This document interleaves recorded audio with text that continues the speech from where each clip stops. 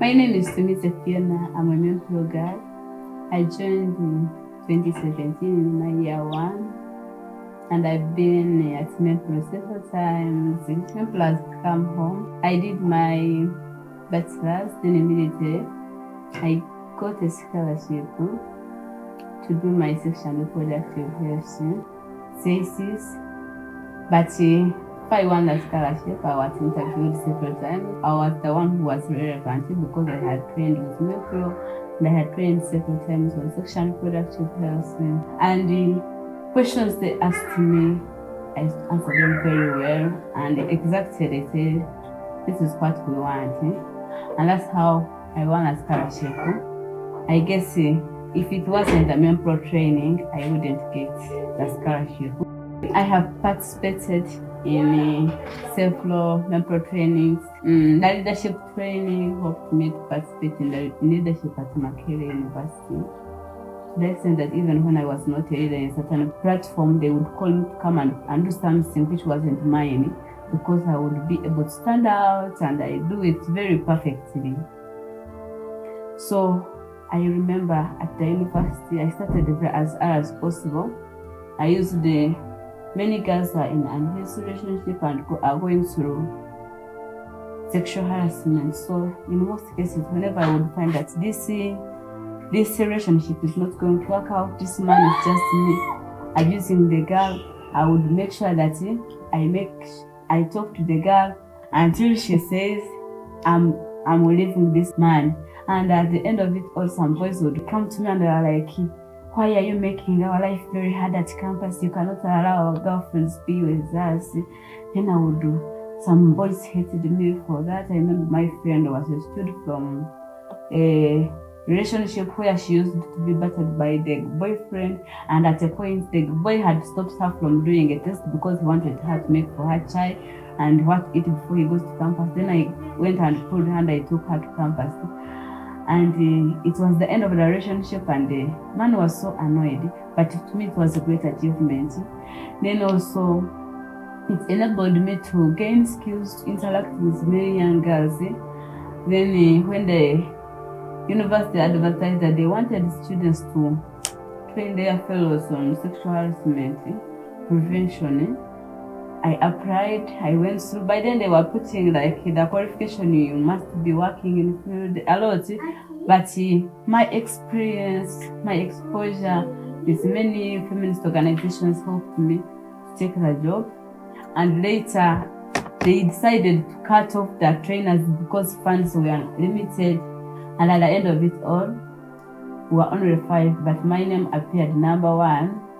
Because I knew how to handle these young girls, and I would make sure we are interacting. I'm not a teacher, but I am their fellow.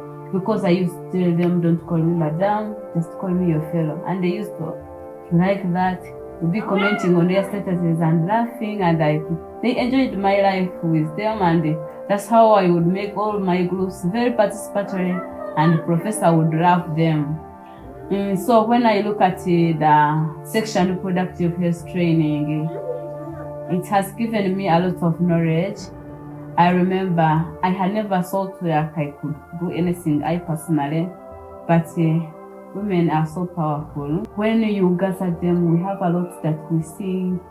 As I can afford the sanitary pad of maybe 2,000. There's someone who cannot even afford it, even if it is at 1,000. So one time I went in the village, I went with some few pads, and I called some girl. She was already menstruating, she was 16 years, and some unica. When I told her to fix it, she couldn't. She didn't even know what I had given her. And I asked her, what do you use? She told me she uses some pieces of clothes, and she cuts from these old clothes. Remember, sometimes there's no soap, and that's how we get infection. So it touched my heart.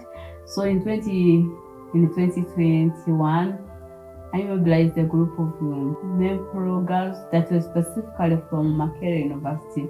We collected sanitary pads, then we collected some other clothes. We took them to my home district in Sinjilo, and we had a very wonderful talk We invited the LC chairperson, then the leader of women, some parents who really wanted to know what are these girls going to talk about. You know, when someone calls you a girl, you're like, what are they going to talk about? So they came, they also sat there, and we started illustrating, and we talked a lot about with girls, but many young girls did not know actually what to do with sanitary pads. The first girl we gave a pad, fix it, did not, because we did not just choose those ones who were already in secondary. We wanted these ones who were menstruating but were still in primary, but they could not. So we told them, they showed us their dreams, but the problem becomes poverty, the problem becomes the gender-based violence at home. When your mother has been battered at night, you will not go to school and concentrate. When your mother has been chased away from home because of violence, maybe she will not come back to school, she starts taking care of her young sisters and brothers, or she even drops out of school, she gets married, because the father knows that when she gets married, they'll give him like 500,000, which he will take at the bar, he drinks, and that is it. So they go through a lot. Most of them do not achieve their dreams specifically. And like whenever I go to Memphis, I feel like I have a purpose and I have a big role to do, specifically within my home area. There is a lot of violence that takes place, but very hard to do in your home district, very hard to participate within a patriarchal society, which does not allow you to get a platform. But I have a goal and I will achieve it. These women must know their purpose, and maybe if we can help men, I don't know how I will do it, but maybe through men engagement we shall be able to reduce on the violence. And when there is peace at home, we shall be able to get these girls achieve their dreams, and also know more about sexually productive health. For sexually productive health, every time I go to village, it is my role. I must call those young girls who are there, and we talk about sexually productive health. Specifically, we talk about menstrual hygiene, then we look at teenage pregnancy, then we look at early marriages.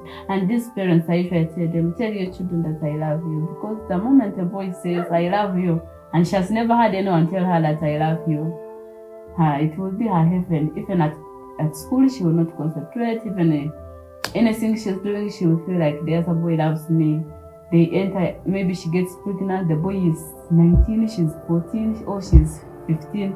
At the end of it all, she will be there just carrying a child when she's also a child. So I make sure I talk to parents also how to use their girls, tell them I love you, but also they should monitor their movements when they are moving in the villages. They are not supposed to go beyond, like, village is not like town, so they are not supposed to move beyond 7 p.m. to avoid defilement cases. Defilement comes with HIV, and sometimes also when they are moving, when also sexual harassment comes in, and a man sleeps with you and you don't even want to share with anyone. At the end of it all, we find a young girl is having HIV. Now she has lost her hope. Also, the girls I talk to, most of them, we find that someone is in marriage, but the man takes her like as if she's nothing.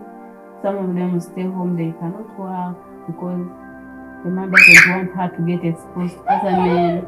But I usually talk to them, and I give them skills. Do not approach your husband when you're angry, but show him the importance of you studying. Then also show the purpose of working as a woman. Do not wait for a man to do everything for you. And the economic empowerment of these girls and women, help them. There's one friend who said she had lost hope. The man had always came at like midnight quarreling. She was not working, but had stopped her from working. So she started doing cakes. Slowly she mastered. And now when she gets like an order, she can deliver a cake, and she's at home, but she delivers the cake, and now a man comes and finds that when she has prepared some good meal from her money, and the guy is now coming back to me. But the other time, I guess the burden was too much on her. So there is a lot that we have learned at Mempro. We cannot fail to say that Mempro has good. Like the workers at Mempro, they're all good. They make you feel like you're part of them, you're not the others. And they are very jolly, they are welcoming. In case one girl is sharing and she gets emotional, they come and they hug her. They make her feel like it is fine. Lillian takes her to the room and starts talking to her, and the girl comes to normal. And what could we ask if we could have like such organizations, and there are many? Then we know that young girls are going to have a place where to run to. I remember during our storytelling with Sarah, she made us tell our story, life journey story. So I told my story, which was so painful to me, and I would not share with anyone. That I did not cry. I don't know how it happened, but it was like a healing session. And I was neglected by our father, who does not do anything at home. I felt like I should forgive this man, and I forgave the man, and like life still goes on. So as you interact with the mentor team, even the ED herself, you feel like she comes to you, she greets you very jolly. You don't feel like this thing of power. You feel like she's part of you, but she's not part of you. She's someone very important. But when she's interacting with you, you feel like, you can talk anything with her. So really, mentor is a place where young girls can go.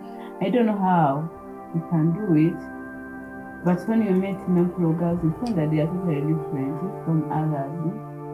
And they have gained the skill, they have learned a lot. They can stand on themselves and say, no, I don't need this one. But you cannot have enough funds to go through the whole country. And to me, I'm like, if we mobilized all the mentor girls, I don't know how we could get them. We usually come from different areas, specifically, and instill in them something like, we have trained you, you have done a lot with us. Can you go out there where you are and start something? One girl can empower the other one empowers the other one, so that we can maybe cut across the whole country. I know there are areas we have not been, maybe like Raka. If we went there, you would find something different, even from northern Uganda, even from central Uganda. So, but funds are always the issue, our limitations. But I know one day the dream will come true, since mentor is training many girls every year. But what they shouldn't stop on training, the sexual reproductive health training. It's you learn as a girl, this body belongs to me. I shouldn't leave it for any other person. However much doctors will talk, parents will talk, and sometimes our parents do not talk to us because they are also shy. Also, they don't know the right information to give us. So, mentor has done a lot. So I ask them like never to stop this sexual reproductive health training, and also the other 1 week where we used to go at mentor. At first it was at the university, at the mentor offices. So if it could come back to universities, that whole 1 week session is very, very important. Most especially our year one students who are excited coming from villages. It is very important to them, and it will guide them on how to live a healthy life on campus. We can't take this for granted. And you coming to my home, it was even a surprise. I thought you would call us at office. But since mentor is now taking it very fast, see where we come from. You cannot take it for granted, because now Fiona is here. Kiri can come and check on me. They are even making efforts to come and see where we come from, where we stay. Hey, this is a heavenly sent organization, I may say. There's no organization that has ever visited me. There's nobody that has done it for the first time. I don't know, but the founder had a role to serve or had a dream, but the dream, I guess, has come true. But it may be a vivid dream that will continue and will never stop. And also, the mentor team, I guess, is very flexible, and they love what they are doing. I can say God bless men pro.